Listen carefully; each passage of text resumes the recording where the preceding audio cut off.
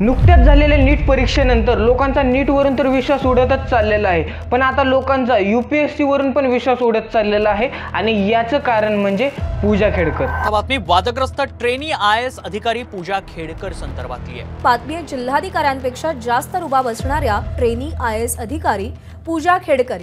महाराष्ट्र की trainee IAS पूजा खेडकर को लेकर रोज नए खुलासे हो रहे हैं। वादग्रस्त IAS अधिकारी पूजा खेडकर यांच्या अडचणीमध्ये दिवसेंदिवस वाढ होताना पाहायला मिळते। नियुक्तीपूर्वीच IAS डॉक्टर पूजा खेडकरांचे कारनामे बाहेर आल्यानंतर त्यांनी आजवर केलेल्या बनवाबनवीचे तपशीलही उघड होत आहेत।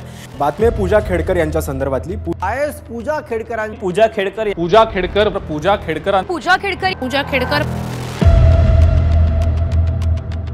2021 मध्ये पूजा खेडकरने सिव्हिल सर्व्हिसेसची एक्झाम दिली आणि सगळ्या परीक्षा देऊन जेव्हा तिचा निकाल लागला त्यात तिची रँक 821 आली। निकाल लागल्यानंतर पूजा खेडकरला पुणे जिल्हाधिकारी कार्यालयात 2 वर्षासाठी प्रोबेशनरी असिस्टंट कलेक्टर म्हणून अपॉइंट करण्यात आलेलं। पूजा खेडकर पुणे जिल्हाधिकारी कार्यालयात 3 जूनला प्रोबेशनरी असिस्टंट कलेक्टर म्हणून जॉईन होणार होते, पण जॉईन होण्याआधीच त्यांनी अधिकाऱ्यांकडे व्हॉट्सअपद्वारे डिमांड करण्यास सुरुवात केली आणि या आहेत त्या व्हॉट्सअप चॅट्स। यात तुम्ही बघू शकता की 23 मेला पूजा खेडकर यांनी केबिन आणि गाडीची अपडेट विचारण्यासाठी मेसेज केलता आणि 27 मेला त्यांनी मेसेज केलता की ते जॉईन होण्याच्या आधीच केबिन आणि गाडीचा बंदोबस्त करून ठेवा आणि या बाकीचे चॅट्स तुम्ही पॉज करून वाचू शकता। आता इथं पूजा खेडकर एक प्रोबेशनरी ऑफिसर म्हणून जॉईन झालत्या, पण या सगळ्या सुविधा एका प्रोबेशनरी ऑफिसरसाठी नसतात। प्रोबेशनरी असिस्टंट कलेक्टर म्हणजे ते अजून पूर्णपणे अधिकारी झाले नाहीत, ते अधिकारी बनण्याच्या प्रोसेसमध्ये आहेत। या दरम्यान त्यांना वेगवेगळ्या डिपार्टमेंटमध्ये काम करावं लागत असतं आणि काय काम केलं पाहिजे, कसं काम केलं पाहिजे हे सगळं या 2 वर्षाच्या पिरियडमध्ये ते शिकत असतात। आता ते पूर्णतः अधिकारी नसल्यामुळे ज्या सुविधा एखाद्या अधिकाऱ्याला असतात म्हणजेच की लाल दिव्याची गाडी, ऑफिस स्टाफ, या गोष्टी प्रोबेशनर असिस्टंट कलेक्टरला मिळत नसतात। आणि जेव्हा पूजा खेडकर जॉईन झाल्या आणि त्यांना या सुविधा भेटल्या नाहीत तेव्हा त्यांनी स्वतःचीच गाडी ऑडीवर लाल दिवा लावला, VIP नंबर प्लेट लावली आणि महाराष्ट्र शासनाचा बोर्ड लावला आणि या सगळ्या गोष्टी एखाद्या प्रायव्हेट गाडीवर लावायला परवानगी नाही। आणि या गोष्टी इथंच थांबल्या नाहीत तर पूजा खेडकरांच्या डिमांड वाढतच गेल्या आणि तेव्हा district collector doctor Suhas Diwase यांनी पूजा खेडकरांबद्दल 25 पानाचा एक रिपोर्ट तयार केला आणि तो रिपोर्ट त्यांनी ॲडिशनल चीफ सेक्रेटरी यांच्याजवळ सबमिट केला, ज्यात त्यांनी खूप काही सांगितलेलं आणि डॉक्टर सुहास दिवसे यांनी एका ठिकाणी असं सांगितलं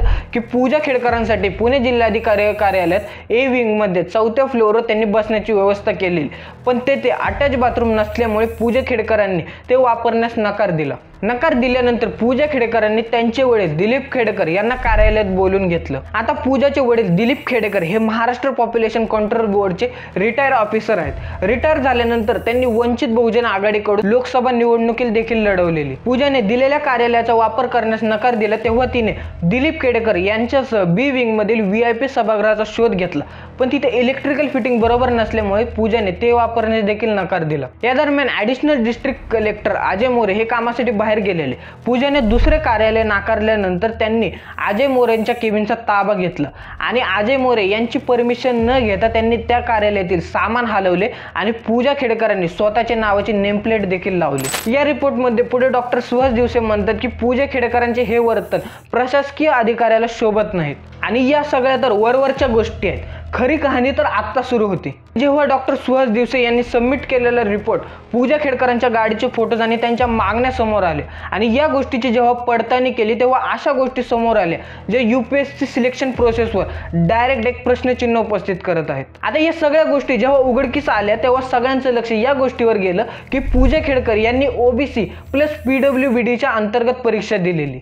आता तुम्हाला वाटेल की याच्यामध्ये काय प्रॉब्लेम आहे, तर प्रॉब्लेम आहे भारत में सबसे टफ कंपटीशन UPSC का होता है, जिसमें देश भर के इंटेलिजेंट और मेहनती छात्र हिस्सा लेते हैं, लेकिन कुछ ही छात्र इसे क्रैक कर पाते हैं और IAS IPS जैसी नौकरी कर पाते हैं। अगर महाराष्ट्र की IAS पर आरोपी है उन्होंने अपनी संपत्ति छिपा करके रिजर्वेशन का फायदा लिया, साथ ही IAS क्रैक करने के लिए विकलांगता के फर्जी सर्टिफिकेट जमा किए। तर सगळ्यात पहिले बघूया OBC कॅटेगरी बद्दल।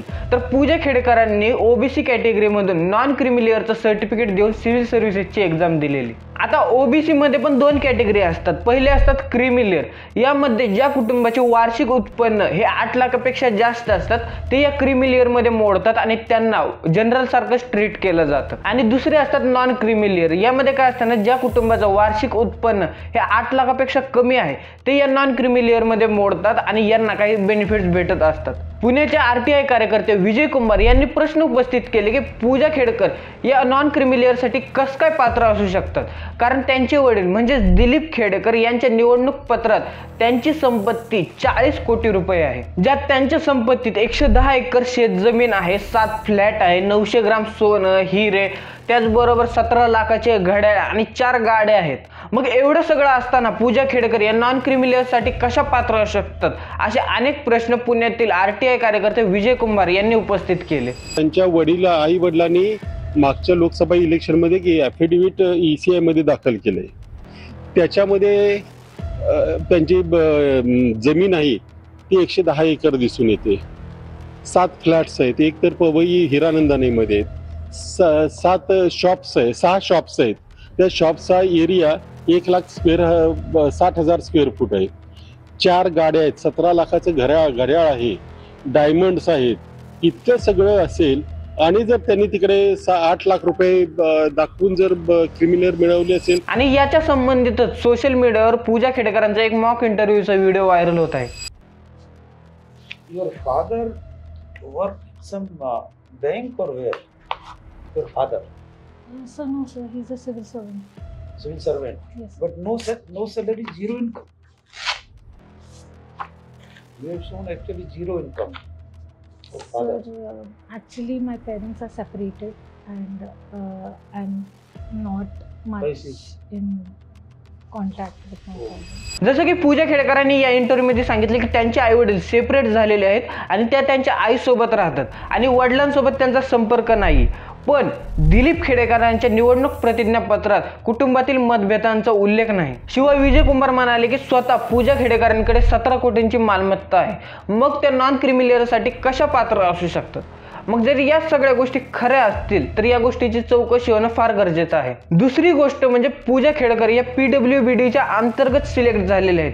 PWBD म्हणजे काय, पर्सन विथ बेंचमार्क डिसेबिलिटी, म्हणजे काही व्यक्तींना अपंगत्व असतं ते याच्या अंडरमध्ये मोडतात. मग पूजा खेडकरांनी PWBD मध्ये सांगितले की त्यांना मानसिक आजार आणि अंधत्व आहे आणि PWBD मधून जे सिलेक्ट होतात त्यांच्या आजाराची पुढे चाचणी केली जाते हे पाहण्यासाठी की ते खरं आहे का नाही. पूजा खेडकरांच्या सिलेक्शन नंतर केंद्र सरकारच्या कार्मिक आणि प्रशिक्षण विभागाने पूजा खेडकरांच्या मेडिकल चेकअपसाठी एम्समध्ये शिफारस केली आणि 22 एप्रिल 2022ला पूजा खेडकरांना रिपोर्ट देण्यास सांगितलेला, पण त्यांनी कोविड झाल्याचे सांगून तसे केले नाही आणि पूजा खेडकरांनी 27 मे 2022ला चाचणी शेड्यूल करण्यास सांगितलेलं, पण 27 मेला देखील ते ॲब्सेंट राहिले. नंतर चाचणी हे 1 जुलै 2022ला शेड्यूल करण्यात आलेली, पण त्या दिवशी पण पूजा खेडकर ॲब्सेंट राहिले. पुन्हा एकदा त्यांची वैद्यकीय चाचणी ही ऑगस्ट 2022ला शेड्यूल करण्यात आलेली, पण इथं पण त्यांनी तेच केलं आणि असं 6 वेळा त्या चाचणीसाठी उपस्थित राहिल्या नाहीत. एम्स अधिकाऱ्यांनी पूजा खेडकरांशी वारंवार संवाद साधण्याचा प्रयत्न केला, पण पूजा खेडकरांचा काहीच रिप्लाय आला नाही.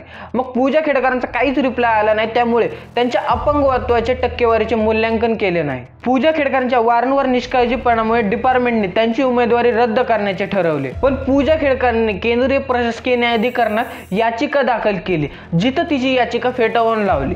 त्यानंतर पूजा खेडकरांनी मुंबई उच्च न्यायालयाकडे धाव घेतली आणि उच्च न्यायालयाने पूजा खेडकरांना वैद्यकीय तपासणीसाठी एम्स मध्ये उपस्थित राहण्याची एक संधी दिली. आता इथं एम्स मध्ये पूजा खेडकरांची वैद्यकीय तपासणी होणार होती, पण चाचणीला उपस्थित राहण्याऐवजी पूजा खेडकरांनी खाजगी ठिकाणी MRI केला आणि तो रिपोर्ट सबमिट केला, जो की UPSC ने रिजेक्ट पण केला. पण नंतर असं काय झालं की पूजा खेडकरांनी खाजगी ठिकाणी केलेल्या MRI चा रिपोर्ट स्वीकार करण्यात आला, ज्यामुळे त्यांची नियुक्ती झाली. ये सब IAS ऑफिसर्स को जो इतने सारे अपील स्ट्रक्चर और सब दिया जा रहा है, यहाँ पर भी आप देखो ये बहन को 6 बार मेडिकल टेस्ट के लिए बुलाया, वो नहीं गई, फिर भी वो नौकरी में चालू है. जबकि कोई आम कैंडिडेट हो तो ये UPSC के क्लर्क सीधे मुंह जवाब नहीं देते, ईमेल का रिप्लाई नहीं करते. तो ये सारा जो VIP कल्चर है इसके खिलाफ सरकार ने काम करने की जरूरत है, ऐसा मेरा सोचना है. जी सर, एक UPSC में अपना ऑलरेडी एक एथिक्स का पेपर होता है ना, जिसमें बताया जाता है, जितना टू माई लिमिटेड अंडरस्टैंडिंग वो खुद एक ब्यूरोक्रेट को होन करने के लिए होता है कि with power comes great responsibility, end आप इतनी पावर के साथ एक हम्बल कैसे रहें. फिर भी पूजा खेडकर जैसे एलिमेंट्स जो हैं वो UPSC के सिस्टम में अंदर घुस जाते हैं. तो कहीं ना कहीं आपको नहीं लगता कि जो सिस्टम है, जो एथिक्स पढ़ा रहा है, उसमें खुद अपने एक लूप होल्स हैं, क्योंकि अकेले तो ये लोग नहीं कर पाए होंगे. इनके पास कहीं ना कुछ तो एक मैकेनिज्म रहा होगा, अपने लोग रहे होंगे, कहीं ना कहीं तो फेवर्स एक्सचेंज हुए होंगे, कुछ ना कुछ तो लूप होल्स हुए होंगे जिसको आपको लगता है उसमें सुधार की जरूरत है सिस्टम में। ये जो एथिक्स का पेपर है मुझे उसका कोई मतलब दिखता ही नहीं। मैं एक उदाहरण आपको दूं, एक आईपीएस ऑफिसर है सफीर करीम, हाँ जी, जो आईपीएस था, फिर उसको आईएएस बनना था तो फिर से एग्जाम दिया। एग्जाम हॉल के अंदर ब्लूटूथ के साथ चोरी करते पकड़ा गया, उसकी वाइफ उसको चोरी करा रही थी, इसको बाद में अरेस्ट भी किया। तो इतने साल बाद उसका क्या फाइनल आउटकम पता नहीं, उसी में अपील स्ट्रक्चर में लगा होगा सब। तो और ये जो ऐसा भाई है इसका एथिक्स में काफी अच्छे मार्क थे। So the score in the ethics paper is no guarantee of a good human conduct and ethical behaviour. क्योंकि मैं इकोनॉमी पढ़ाता हूँ, इकोनॉमी के अंदर एक शाखा है बिहेवियरल इकोनॉमिक्स, जो ये कहता है कि जब तक खराब बिहेवियर को डिसइंसेंटिवाइज नहीं किया जाएगा तब तक वो चालू रहेगी। चाहे आप ये केस में देखिए, जो यूपीएससी का क्लर्क फॉर्म चेक कर रहा था, 6 बार एक्सटेंशन दे रहा है, उसके लिए कोई डिसइंसेंटिव नहीं था। शायद उसने ये सोचा होगा कि इसका अगर फर्जी भी होगा सर्टिफिकेट तो मेरी तो नौकरी जाने वाली है नहीं। तो first of all choke point तो उधर बनना चाहिए कि वो जो यूपीएससी या डीओपीटी के क्लर्क्स थे जिन्होंने ठीक से सर्टी चेक नहीं किया, 6 बार मेडिकल चेकअप का एक्सटेंशन दिया, सबसे पहले उनको घर पे नौकरी से हटाना चाहिए। Then it will disincentivize this type of lax attitude. ये तो ऐसी बात है कि पुलिस को अपना काम ठीक से करना चाहिए, जो भी अथॉरिटी में बैठे they need to fix the thing. आणि जेव्हा या सगळ्या गोष्टी उघड झाल्या आहेत तेव्हा पूजा खेडकरांची वाशिम येथे बदली करण्यात आली आहे आणि त्याचबरोबर केंद्राने एक पॅनल तयार केला आहे जे या सगळ्या गोष्टीची पडताळणी करेल। पण प्रश्न हा आहे की असे कितीतरी जण असतील जे फेक सर्टिफिकेट वापरत असतील आणि त्यांची नियुक्ती पण होत असेल जे की कधी समोर येतच नसतील। कारण जर पूजा खेडकरांची केस बघितली तर यामध्ये जर त्यांच्या मागण्या नसत्या तर या सर्टिफिकेट बद्दल कधी उघड झालंच नसतं। सीधी सी बात है, जो मुझे समाचार पत्रों में जो सूचना छपी है और जो रिपोर्टिंग हुई है उसके अनुसार ये एकदम धोखाधड़ी का मामला है। ये इन्होंने झूठ बोला है। मैं आपसे ये कहना चाहूँगा कि पहला मामला नहीं है जब डिसेबिलिटी के मामले का दुरुपयोग किया गया है। ये मैं एक मामले को अच्छी तरह जानता हूँ जो अभी हाल में, मैं नाम लेने से फायदा नहीं क्योंकि किसी को बदनाम करना मेरा उद्देश्य नहीं है। हाल ही में वो उनको सेवा से बाहर किए गए, अभी रिजाइन किया उन्होंने।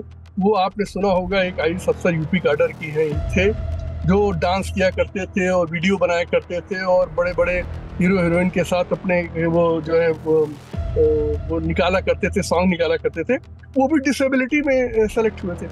मुझे समझ में नहीं आता ये आखिर अफसर लोग ये देखते क्यों नहीं है कि आप डिसेबिलिटी सर्टिफिकेट लेकर आ पा रहे हैं, आप डिसेबिलिटी प्रेजेंट तो कर ही नहीं रहे, बिल्कुल दिख तो रहा ही नहीं है। और ऐसी डिसेबिलिटी जो बिल्कुल ही आपको सामान्य की तरह दिखाए, उसके आधार पर कोई भी अगर ये सर्टिफिकेट लगा के ले आता है, फायदा उठा रहा, ये बहुत दुर्भाग्यपूर्ण है। और ये सारे प्राविधानों का समझ लीजिए वायलेशन है। और इसमें उन लोगों ने जिन्होंने इस चीज को इग्नोर किया वो भी दंडित किए जाने काबिल है और इनकी सेवा तो समाप्त होनी ही चाहिए। दरवर्षी जवळपास 10 लाख विद्यार्थी या परीक्षेला बसत असतात आणि यापैकी फक्त 0.2% विद्यार्थी पास होत असतात। म्हणजे 10 लाख विद्यार्थ्यांमागे फक्त 2000 विद्यार्थी पास होतात। मग यावरून आपण अंदाज लावू शकतो की किती टफ कॉम्पिटिशन आहे। मग जर यात पण अशा गफलती होत असतील तर ही खूप वाईट गोष्ट आहे आणि केंद्र सरकारने याकडे लक्ष दिलं पाहिजे आणि जी काय खरी परिस्थिती आहे ती आपल्या समोर आणणं फार गरजेचं आहे। बाकी यावर तुमचं मत काय हे मला कमेंट करून नक्की सांगा। व्हिडिओ आवडला असेल तर व्हिडिओला लाईक करा आणि जर तुम्हाला माझं काम आवडत असेल तर चॅनलला सबस्क्राईब करायला विसरू नका। बाकी व्हिडिओ इथपर्यंत बघितल्याबद्दल मनापासून खूप खूप धन्यवाद।